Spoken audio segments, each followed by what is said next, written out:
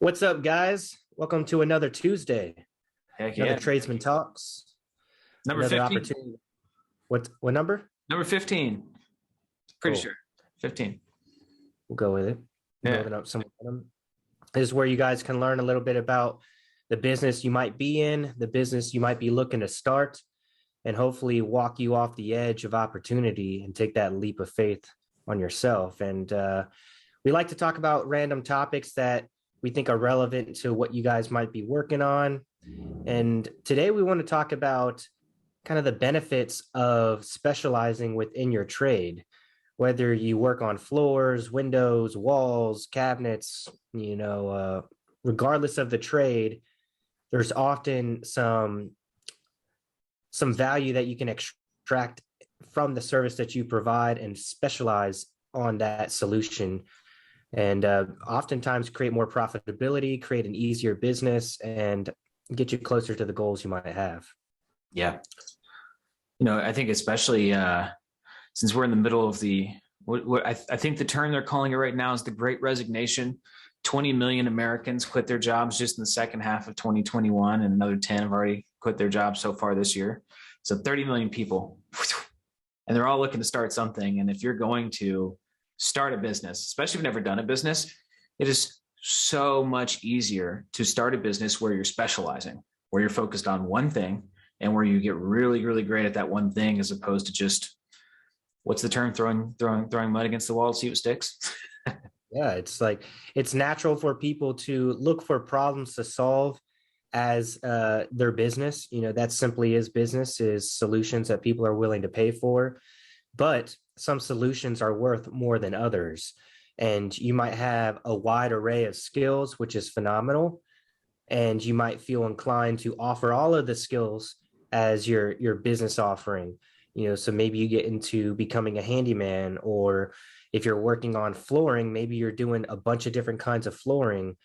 But we want to talk about some of the benefits of focusing your services on one specific niche. With me and Wilson, we both own cabinetry businesses, and our specialty is cabinet refinishing. And I can speak for myself. I've tried doing multiple things, and it doesn't play out the way you might imagine. There's often other factors that you may or may not consider, and there tends to be more headache than it's worth. And by focusing your services on one specific problem, you get quite a few benefits. And some of those benefits, like Wilson talked about, is profitability. You can really charge based off of value and not cost and time. There's plenty of examples where people will charge based off of the solution that they're providing. And from the customer's perspective, it might seem like it doesn't take that long, or it might seem like it's not necessarily worth what they're paying. But when you kind of peel back the layers a little bit and you look at how much experience was required to develop that expertise in order to be able to solve that problem in a short period of time, you're paying for all of that. You're paying for that expertise. You're paying for that value. And if they can solve your problem in less time, then that should be a win for everyone. And if the solution is worth much more than the continued problem, then the cost of the repair or the cost of the solution is just it's a trivial thing. Wilson, you actually shared a story right before we started recording of a great example to this. You want to maybe go over that again? Well, I've actually two stories related to that I love, but the first one, the reason I was so excited about this is actually a lot of times in business, we have these analogies and these stories, and they're funny and they're cute, but they're not always real. This is actually a true story. I found this in Smithsonian Magazine, and I almost died laughing. So everybody knows who Henry Ford is, right? Inventor of the assembly line, absolute genius in his own right. So in the 1920s, I think 21, one of Henry Ford's generators is not working properly. And so, you've got this entire factory basically now on shutdown. And so you've got, thousands of dollars being lost every day. If it was a current day plant, probably hundreds of thousands of dollars being lost every single day. And so he has all his engineers working on it and they can't figure it out. So they call up GE and they're like, hey, we need this fixed. Like yesterday, we are literally bleeding money. Send whoever the best guy is. And so send this guy, his name is Charles Steinmetz or Steinmetz. I don't know how to pronounce it, but this guy comes over, sits down in front of the generator, writes out some calculations, and, spends like a day just listening to the machine, and then asks for a ladder, climbs up the ladder, takes a piece of chalk, draws a little square on the side of the machine and goes, yeah, tell your engineers to cut out that panel and replace the coils and it should work. And so the engineers cut it out, replaced the coils, and it should work. And they sent Henry Ford a bill for $10,000, which I had to look this up because I was like, $10,000. I mean, shut down a whole factory. In current times, this would be $140,000 bill, right? It's not itemized, just $140,000 bill. So Henry Ford is pissed. And he's like, absolutely not. I want an itemized bill. And so the engineer that did drew the chalk mark, Charles, he wrote him back a personal letter and said, cost of making a mark with chalk, $1. Cost of knowing where to make the mark with chalk, $9,999. And Henry Ford paid the bill. Right? That's a good example. Yeah, having that expertise and having the context and the reference from all of your experience, there's a value to that. And that often is what you're charging. With all of that expertise and experience, you should be a lot better at what you do. Yeah. And so depending on the clientele you're going after, you want to work with or for people that are willing to pay for that expertise and that quality. Yeah, expertise, quality. I mean, we sometimes as consumers, you see this a lot with courses, especially. We'll have people, they want to buy a course for something, and they're like, well, how long is the course? It's like, it's long enough for you to learn what you need to learn. Like spending more time on something doesn't make it more valuable, which is my other favorite story, right? So guy in a small town, I grew up in a small town, everybody in high school, right? So one guy goes off to be a factory worker. One guy goes on to be a dentist. And one day the factory worker's having some tooth problems. So he goes over to the dentist. He's known this guy for years and says, hey, can you look at my mouth? Opens it up. Dentist goes, yeah, man, that tooth is rotten. Like, it's going to have to pull it. And the guy goes, really? He's like, yeah, we're going to pull it out. And he goes, okay. I never had tooth pulls, just freaking out a little bit. And he's like, all right, well, so what do I do? He goes, we'll just set a point for sometime next week. It'll hurt a little, but no big deal. And he's like, okay, well, do I need to take the whole day off? He's like, nah, probably not. We'll just have you come in. He goes, all right, well, what's a tooth, pulling run? Dentist goes, it should be about $800. Okay. Well, so I'll take the half day off. How long do I need to plan to be here, doc? He's like, well, you'll come in as soon as your spot's open. We'll let you down in the chair, probably about 15 minutes, and we'll get it pulled and you can be on your way. The guy goes, oh, wait, 15 minutes? You're charging $800. He's like, do you have any idea how much you're charging per hour?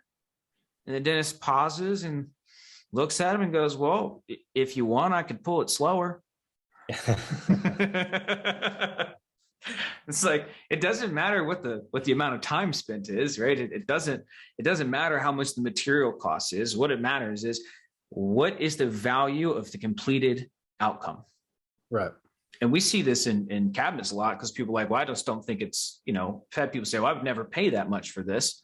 I could get new cabinets for that cost. Say, really?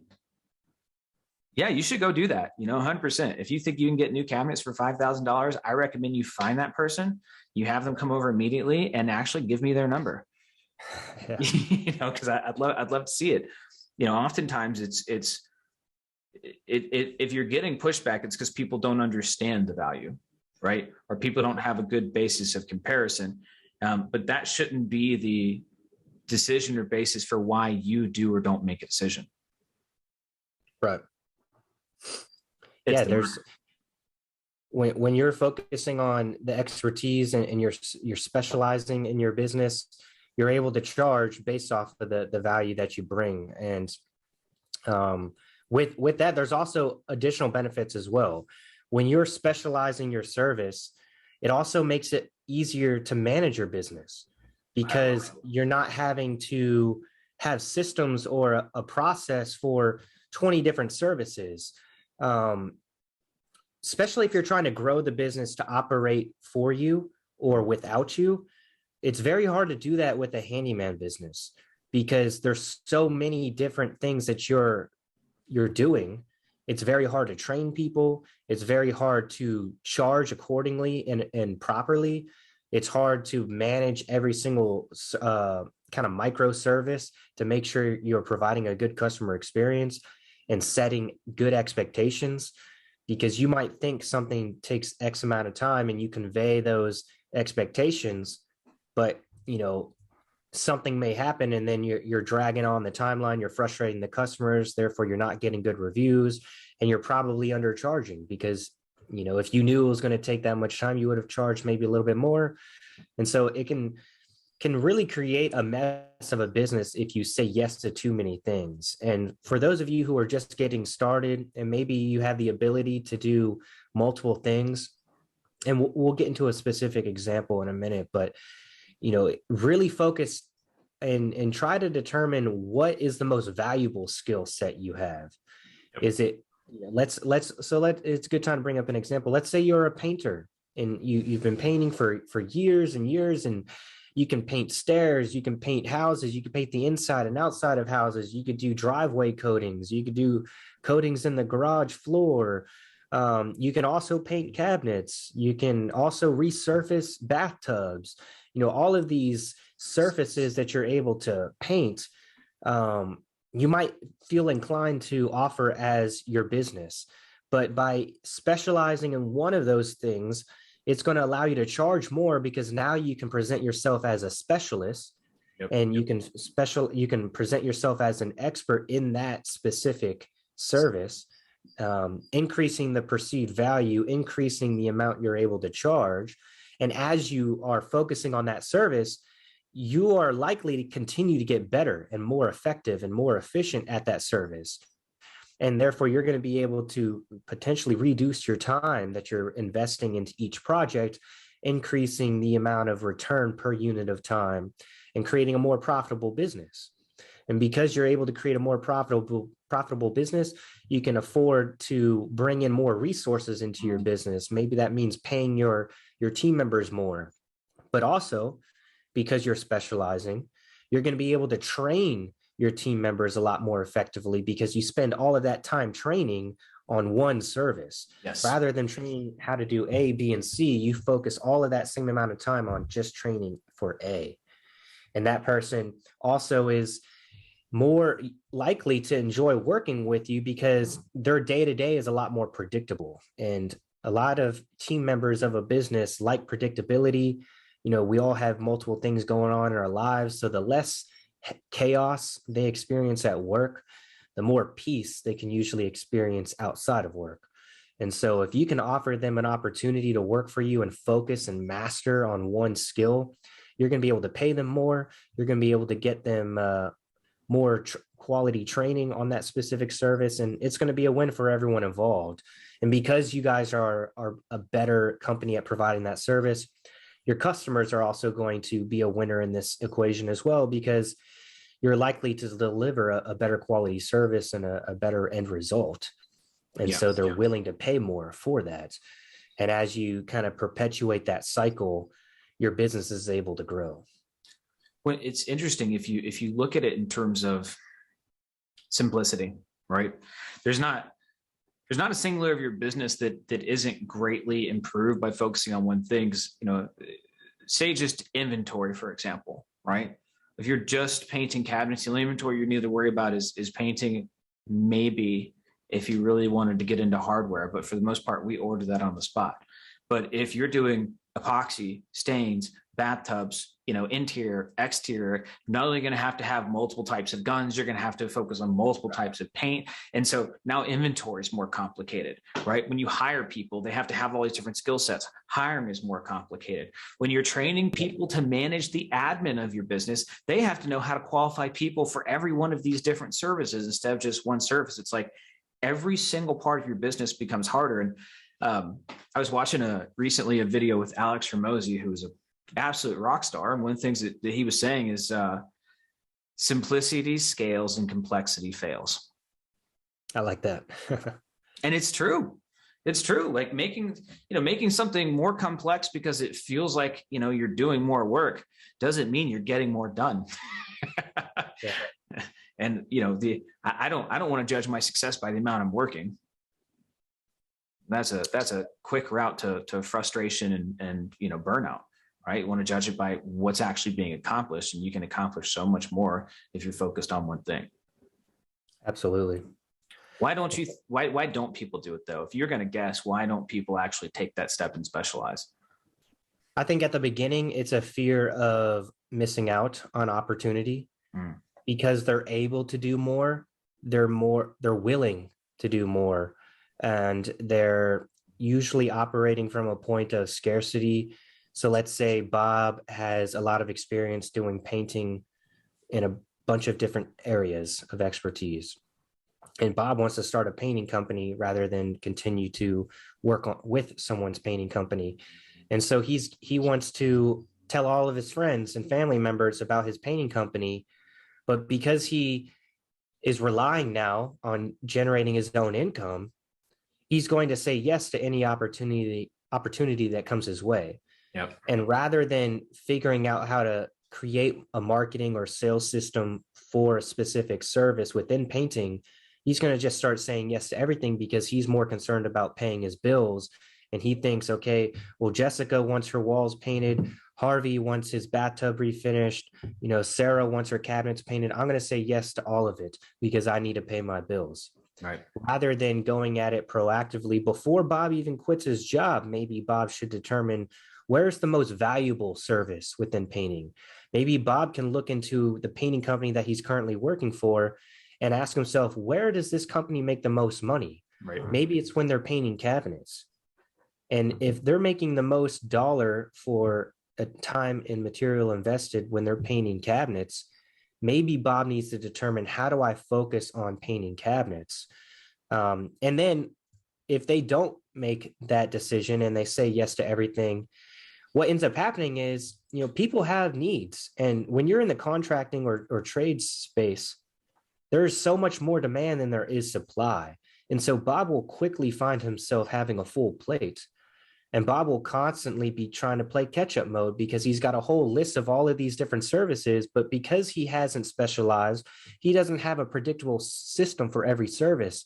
And so he has a queue. He has a never-ending line of work, which seems really good when people say, hey, Bob, how's your business doing? He's like, I am slammed. I'm doing great.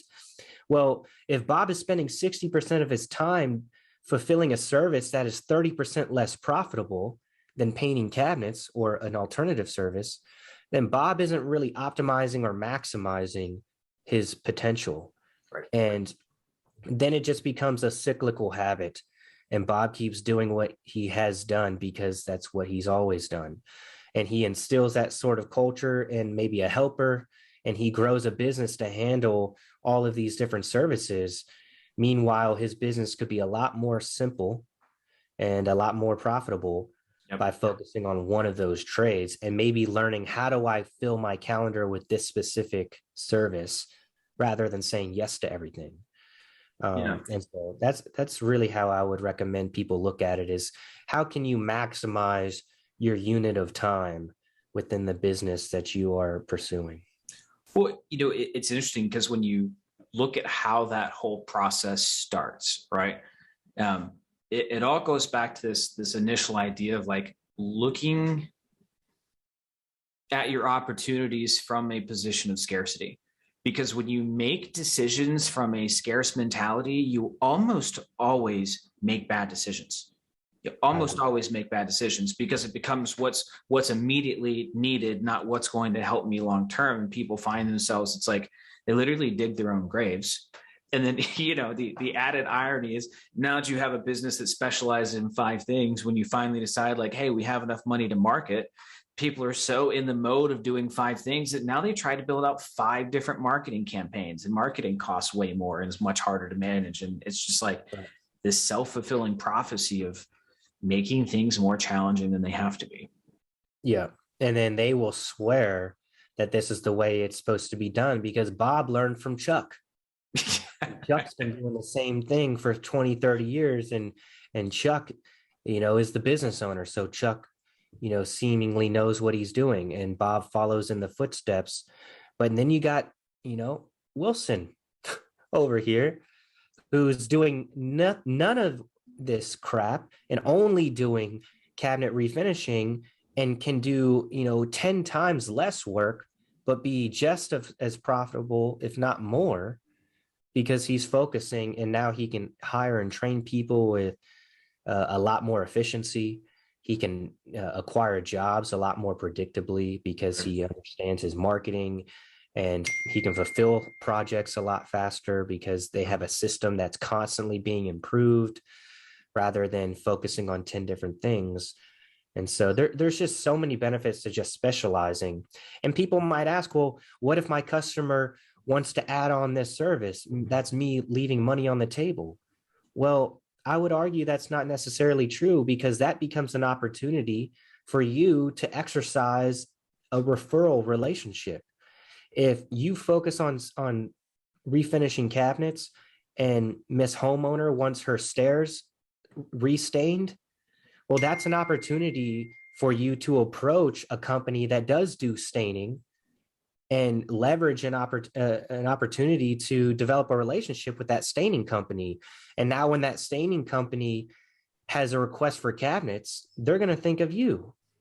Yep. And so now you have someone that can help your customers still, and you can still make money in the long run. You might be able to work out a referral arrangement where you get somewhat of a commission for referring the staining company, or the staining company at the very least becomes more inclined to think of you, which becomes, a much cheaper job acquisition cost, because you're not having to spend any money on marketing to acquire that job. And so now you essentially have a free salesperson that's going to be thinking of you. And if you do that over and over, let's say, the homeowner wants countertops installed or flooring replaced or her windows replaced, rather than you saying yes to all of it because you're just thinking of dollars, you can say, well, Miss Homeowner, I certainly would love to help you. I have the perfect guy for you, or I have the perfect company for you. Which still makes dollars. It's like, dude, if you went to a buffet, right? Sometimes, especially now post-COVID, they have people serving the food at the buffet, right? They're like, do you want this? Nobody goes in and says, yes, yes, yes, yes, yes, yes. Like, you find your favorite foods. And so when there's steak on the table, they're like, hey, do you want steak? Yes, obviously I want steak. They're like, all right, well, do you want 2-day-old mashed potatoes? No, I don't. And it's not like somebody might want 2-day-old mashed potatoes. Who knows? Somebody's favorite food is mashed potatoes. But I'm going to let a mashed potatoes guy come have that, right? You want to focus on the things that are going, because you only have so much space in your stomach. You only have 168 hours in a week, right? You got to spend those 168 hours on. But again, same thing, scarcity mindset. It comes back to it every single time. It really is a mental state that you can really get wrong from the very beginning within your decision-making process of how you're going to approach making or building this business. You got to find it. Like, you have to, like metacognition, the ability to think about the way that you think is so crucial to business. And that's why we end up talking on it somehow in every episode, right? But you do, like, you have to be able to step back and say, okay, if I had literally a line of 1,000 customers for every single type of project, like I knew even if I shut down everything, I would be so busy I couldn't stand it. Which projects would make me the most money, right? That decision-making process is great. And so you have to feel yourself when you're like, wow, I'm leaving money on the table. It's like, okay, well, if you had $1 billion, would you feel that way? Well, no. Okay, well, if you had $1 billion, but you wanted to do this, what would you do? And coming at it from that perspective, even if things are a little bit tight, can make a big difference, because you can at least start working in that direction. Right. Yeah. It may start to develop some challenges at the beginning because you're just not necessarily comfortable running all components of your business, which is fine. There is a learning curve for everyone who is building a business. But like Wilson said, taking a step back and really determining what you would rather be doing, and hopefully what you would rather be doing aligns with the most profitable thing. And even if it's not necessarily the most profitable, some people just love painting exterior houses. They just love the process. They're good at it. They like being outside. They can give you a whole list of reasons why they like painting outsides of houses. Well, that's fine. Now determine how to build a business focusing just on that and become the exterior painting king of sorts, or queen. Yeah. Or if you're going to be the exterior painting queen of kings or king of queens, whatever it is, right? Figure out how to do that with the most, profitable ones. Like, hey, it just so happens that very large houses with this very specific type of exterior are the most expensive to get done. And that's what I'm going to focus on, because even within exteriors, there are niches. There is always a niche. Right. It could be apartment buildings, high-end homes, other commercial buildings. Like, figure out how to get what you want in the most profitable way, and then focus and streamline your business on that specific service. And it's just going to help everyone involved. It's going to create a much more manageable business that you can grow and scale to work without you in the business. And it at least gives you the opportunity to choose how involved you want to be. There's just so many benefits to specializing, but like we've said several times now, just a lot of people get started on the wrong foot, just saying yes to everything because of that scarcity mindset, but it's not going to play in your favor in the long run. So if you're an electrician, if you're a plumber, if you're a tile installer, whatever it is, try to focus on what is the most profitable within that trade, and how you can direct your business to be more aligned with that specific service or that specific type of customer that's going to really maximize your return. And if you don't know how to figure out what's most profitable, because, for better or for worse, not everybody has gone through, the study of different parts of business. Like, some people don't actually know the difference between gross profit and net profit, but they're still running a business. And the good news is that's totally okay, right? You need to learn it, right?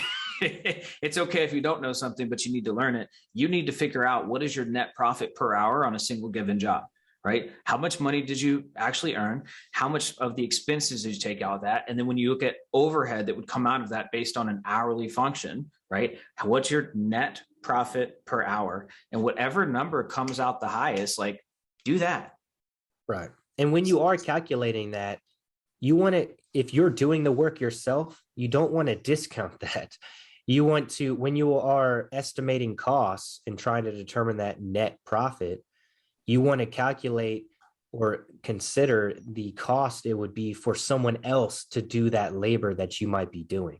Just because you are doing it doesn't mean that it's free, and that, okay, now I just got to subtract material costs and this is my net profit. You want to be able to have that service fulfilled on without you actually doing it. So whatever a fair market value, if it's $40 an hour, $50 an hour, $10 an hour for that service, for that labor to be done, you want to include that in the calculation of what your net profit is. And if it was me, I would say look at fair market value plus 10 or 15%, because you probably want to hire good people, right? Yeah, and there's always slippage in the sense of, little things that you may not be considering. Right. You running to Home Depot 3 times isn't free. No. It costs in time and gas.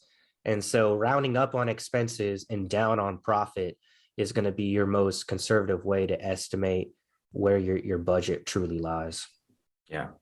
I'll make a video. We'll throw it on YouTube for people. I'll outline that process and teach it to them. And then we'll add a link in these show notes. Yeah. 2 weeks, because I think that would be helpful. Yeah. And like we're seeing right now, a lot of people are leaving their jobs, and a portion of those people are aspiring to start their own business. So if you already know what category of business you want to pursue, congratulations. That's a big step to determine. Now, once you've determined what industry you want to get into, really take the time to calculate what is the most profitable service or product within that industry, and then reverse engineer how you can build a business around that specific product or service. Yep. And as a hint, it's unlikely that no one else is doing it. It's more than likely that someone else is doing specifically that service or delivering that specific product as their primary business. And so try to find businesses like that and look to emulate them. Look at their website, look at how their business is structured, try to determine how they're pricing things out. A lot of times, they might even be willing to answer questions, especially if you're looking at the broad market. Someone in Louisiana isn't going to be concerned about competition if you're in Colorado. Right. So if you're a plumbing company focusing on refrigeration or even restaurant refrigeration, asking another refrigeration company in a different market on perspective or whatever questions usually is going to be welcomed with open arms. They may be hard to get a hold of on the phone, but shooting them over an email, hey, I'm Johnny, I'm really excited about pursuing this opportunity within this industry. I see you're super successful in this. What do you think about this? Whatever question you might have. Yep. So try to find a company that's doing what you're trying to do. Success leaves clues. Exactly. Yeah. Well, great. You have anything else you want to add to that topic of specializing and the benefits around that? Yeah. So being that everybody is leaving their jobs right now or going through the great resign, if anybody has questions about the process, we have an entire series on YouTube called How to Launch Your Own Business, where we walk people through that. Or you guys can send us an email, support@cabinetstartup.com. We've gotten some really, really great questions, and we always do our best to give what I think is incredible advice. And so if you guys have questions, or I'm obviously partial, but if you guys have questions, or if you want some help with that, there's a lot of free resources that we put on YouTube, everything from like one-page business plans, how to actually write them, mapping out what you're going to do, determining your why. Like, there is a process and a system that can help you start your business from a place of abundance as opposed to a place of scarcity. And it makes your life way easier. It makes your growth way easier. Like, the shop in Austin, we're hitting on 8 months. And when we tell people the numbers we're doing, they're pretty almost confused. Like, holy crap, that's crazy. And I would agree if there wasn't a entire plan and system in place for that. Like, we're literally just following the process, but we have that process. And so if you want that process for yourself, we've got the tools and resources to help you develop it. Yeah, especially if you're looking to start a cabinet refinishing business, or you have one and you're looking to take it to the next level, and you're looking for some guidance or potential partners. I'm not ashamed to plug us in. Yeah. Let us know how we might be able to help you. We're forming partnerships around the country. We're continuing to grow our own teams and provide opportunities for them. So let us know how we can help you guys. With that, we'll be happy to talk with you guys same time, same place next week. Hope you guys make the most of the next 7 days. Talk to you soon. Bye, everybody.